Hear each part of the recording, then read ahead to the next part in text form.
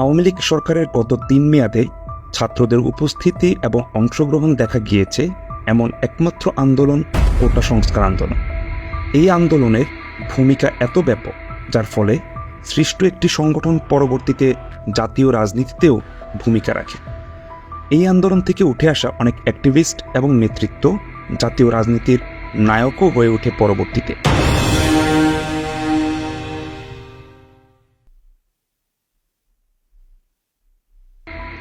সরকারি তথ্য বলছে স্বাধীনতার পর 1972 থেকে 1976 সাল পর্যন্ত 20% পদে মেধার ভিত্তিতে নিয়োগ দেওয়া হতো, বাকি 80% পদে কোটায় নিয়োগ হতো।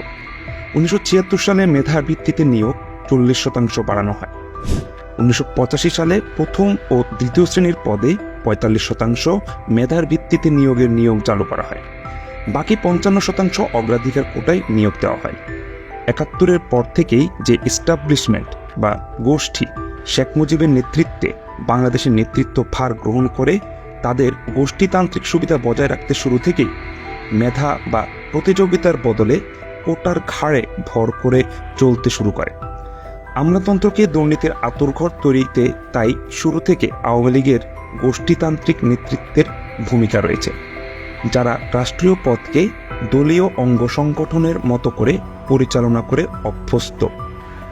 পূর্বে মুক্তিযোদ্ধা কোটা থাকলেও আওয়ামী লীগ সরকার তাদের ক্ষমতাকে দৃঢ় করার লক্ষ্যে পরে এই কোটায় মুক্তিযোদ্ধার সন্তান এবং তারপর নাতি নাতনি যুক্ত করা হয়।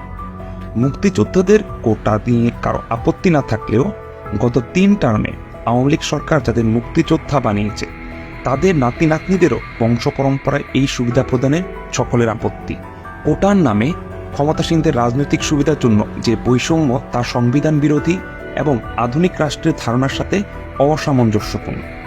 শিক্ষার্থীদের আন্দোলনের মুখে 2018 সালের 4 অক্টোবর সরকারি চাকরিতে নারী কোটা 10%, মুক্তিযোদ্ধা কোটা 30% এবং জেলা কোটা 10% বাতিল করে পরিপত্র জারি করে সরকার। ওই পরিপত্রের বৈধতা চ্যালেঞ্জ করে 2021 সালের হাইকোর্টে রিট আবেদন করেন বীর মুক্তিযোদ্ধার সন্তান দাবিকারী 7 জন ব্যক্তি।